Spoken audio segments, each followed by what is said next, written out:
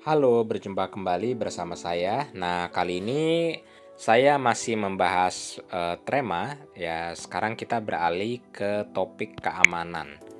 Nah, saya akan membahas satu persatu yang ada di sini. Apabila Anda belum mengerti tentang fitur-fitur trema, maka saya akan jabarkan secara lebih rinci. Nah, di sini ada bagian access protection ya. Di sini ada locking mechanism. Jadi locking mechanism ini adalah bagaimana cara supaya aplikasi Trema ini terkunci. Jadi Anda bisa mengatur ya, apakah Anda ingin menggunakan PIN yang disediakan oleh aplikasi Trema itu sendiri atau menggunakan sistem screen lock ya. Sistem screen lock ini sendiri adalah sistem penguncian yang diterapkan oleh Anda di pengaturan ponsel Anda masing-masing ya, kurang lebihnya seperti itu. Jadi kalau saran saya lebih baik menggunakan pilihan kedua yaitu PIN. Nah, jadi PIN ini adalah mengunci dari aplikasi Trema itu sendiri. Jadi sepertinya lebih aman dibandingkan dengan sistem screen lock. Kurang lebihnya seperti itu ya. Nah, untuk time to lock-nya di sini, ya time to lock di sini adalah ketika Anda ingin mengatur ya kapan aplikasi bisa terkunci ya. Jadi apakah Anda ingin menggunakan secara manual atau menggunakan waktu yang sudah Anda setel sendiri, kurang lebihnya seperti itu. Lalu kita menuju ke bagian bawah. Nah, di sini ada enkripsi data secara lokal. Apa bedanya antara enkripsi ini dengan penguncian aplikasi yang di atas tadi?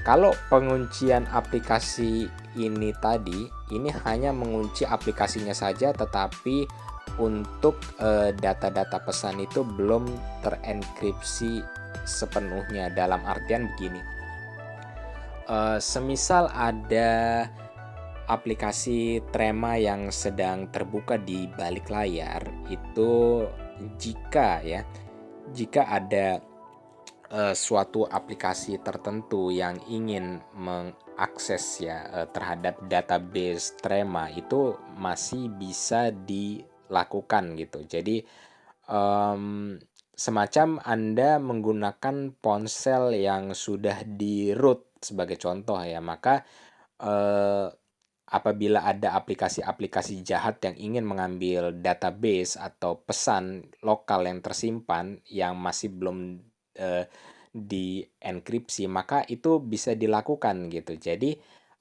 pengamanan ini berguna apabila ponsel Anda dalam kondisi root. Nah, ini bisa diaktifkan, kurang lebihnya seperti itu. Tapi kalau bagaimana dengan ponsel yang tidak di root gitu atau ponsel bawaannya, maka bisa ya, tetap bisa diaktifkan fitur dari enkripsi ini sendiri gitu. Jadi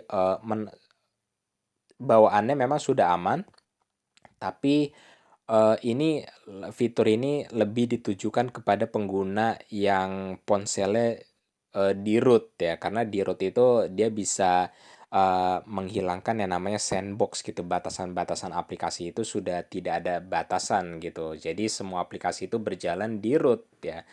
Makanya ketika dalam posisi root itu memang sangat berbahaya dan vendor memang tidak mengizinkan ponsel itu dalam keadaan root ya. Eh, tapi jika tidak di-root dan mengaktifkan fitur enkripsi ini akan jauh lebih aman ya. Jadi apabila Anda ingin mengamankan dengan sangat aman ya untuk database Trema ini sendiri, Anda bisa aktifkan ini ya, passphrase-nya dengan catatan seperti ini ya. Anda tidak dapat menerima pesan secara push notification kecuali Anda membukanya terlebih dahulu, kurang lebihnya seperti itu. Ini adalah kelemahan daripada enkripsi of locally stored data ini sendiri gitu ya.